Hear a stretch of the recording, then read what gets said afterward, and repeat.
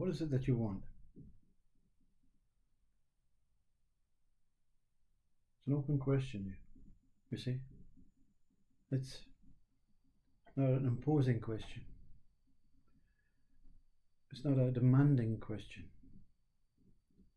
It's just simply offering to express any wish that you want to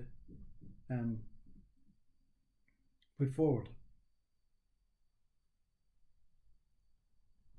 Of course, you can't put it forward because there's certain things I don't want to share. There's certain things I want, but I don't think I'm going to get it from this guy. Certain things that I want to keep private. There's certain things that I want to benefit not just me, but the world. And that's the ones that don't want or are not willing to share their wants.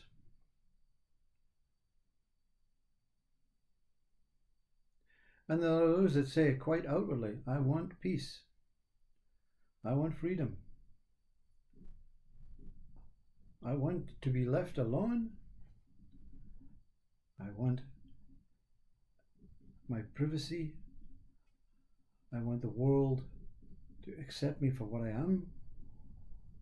And I want the world to give me some sort of feeling as if I'm doing something wrong or right.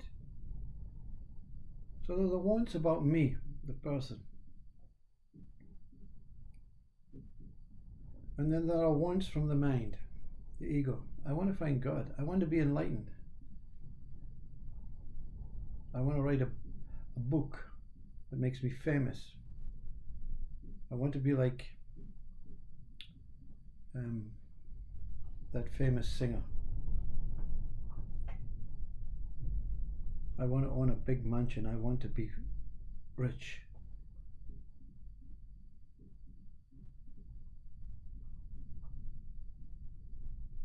All these wants are words or thoughts until they become real.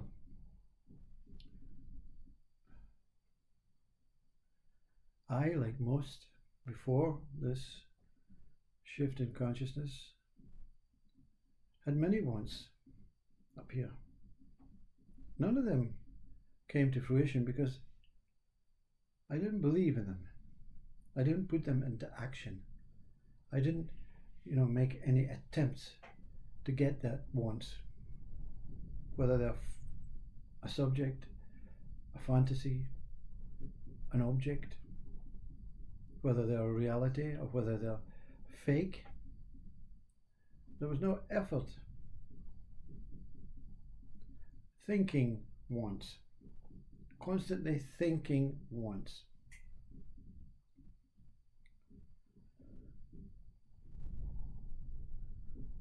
And then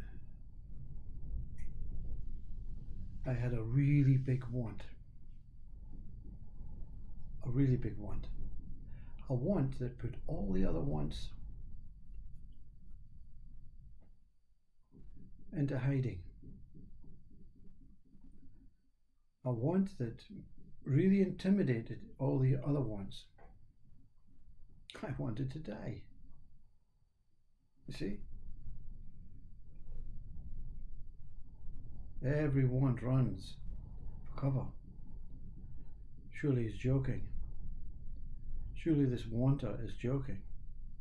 Because if this one takes action, if this one puts this want into practice, we're all doomed.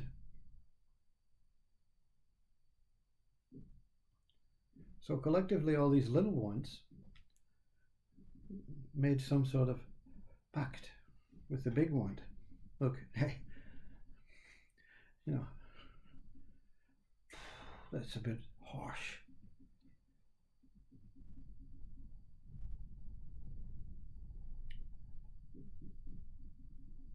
And some of the little ones that had were really incredibly vital wants to this gift of life. They all came together and said, look, let's give him what he wants. Let's give him this death. And they knew it wasn't the body that this want wanted to die. It just wanted to be free of mind. Wanted to be free of the ego. Wanted to be free of the conditioned, programmed world. The world that this true wanter didn't fit in.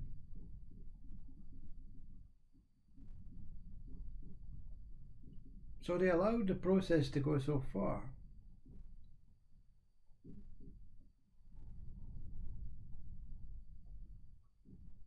And just as this putum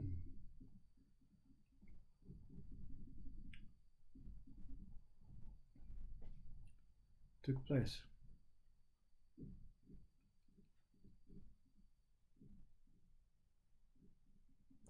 all of these minuscule wants, billions of them, over centuries and bodies and regressions and different species of mind, different species of form, all constructed and organized to protect and care and support for each one of us, formed some sort of cushion. Putum.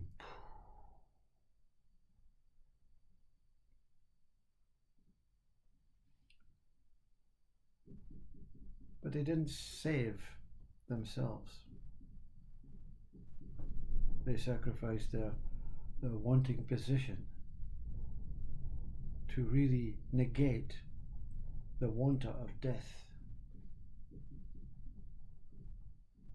See, so what remains is no more minuscule wants, all gone. They formed an opposite reaction to I want death, and to I am life. You don't want life. There's no escape from life. It's a continuation of consciousness moving.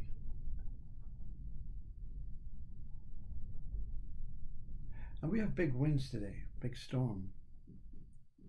So when you look out the window, there's a really fresh knowing that this is a big shift. It's maybe a physical shift, not spiritual, not connected to any godly thing. It's a physical shift to change the environment, to change the weathers, to change that not needful change, not a wanting change, a needful change, so that the planet can then restore and ground itself and proceed. And that's what's happened, what happens in awakening and enlightenment. The whole show is cleared out, the whole story, the whole wanting mind, the whole mind of destruction, the whole mind of I don't fit in. Because what remains is in the enlightened mind, what is there to fit into what? You see, if non-duality is the experience, that's what others call it. I call it presence, momentary, one moment of complete infinite beingness or awareness. If it's true, which it is, what can be separate, you see? What can want? You don't want, you become a whole encompassing life. Whole encompassing life, whole encompassing consciousness does not want. It has everything available.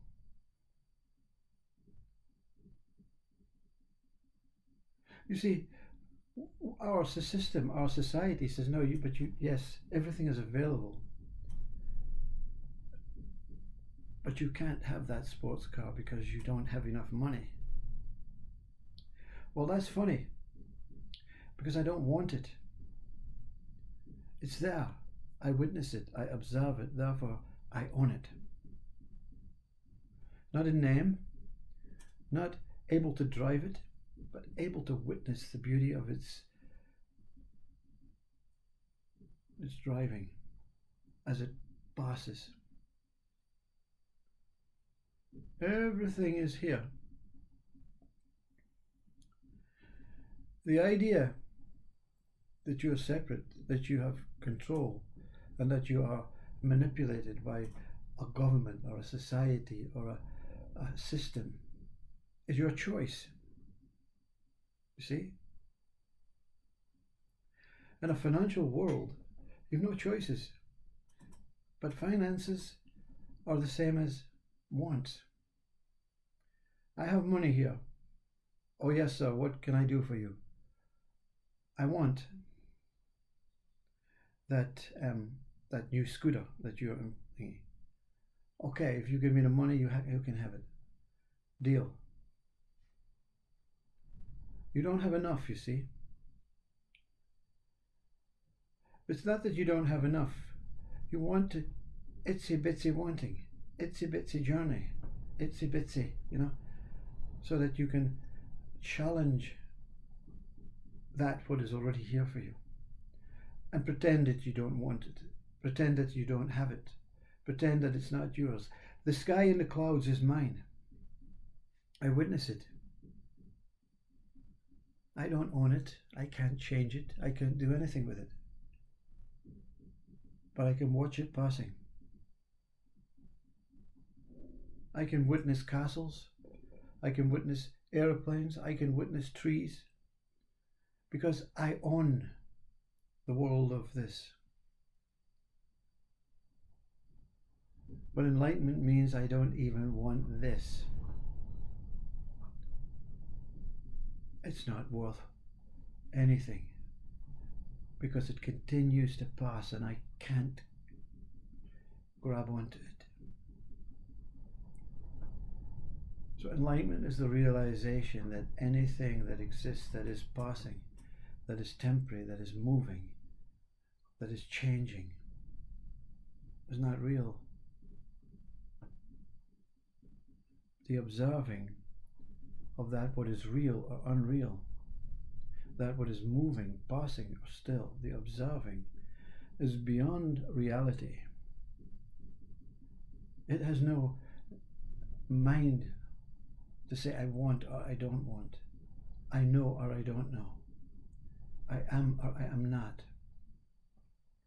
It has no mind to say this is superior to that, man is superior to woman. It is no mind that divides the five: air, water, fire, ethereal, metal. It is all mind. It is all one.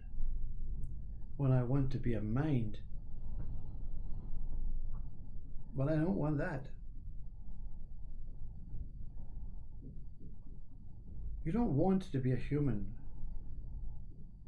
You're already that. This form is not a result of a wanting. It is a gift of being. The being is an exact replication of consciousness, or an exact replica of truth.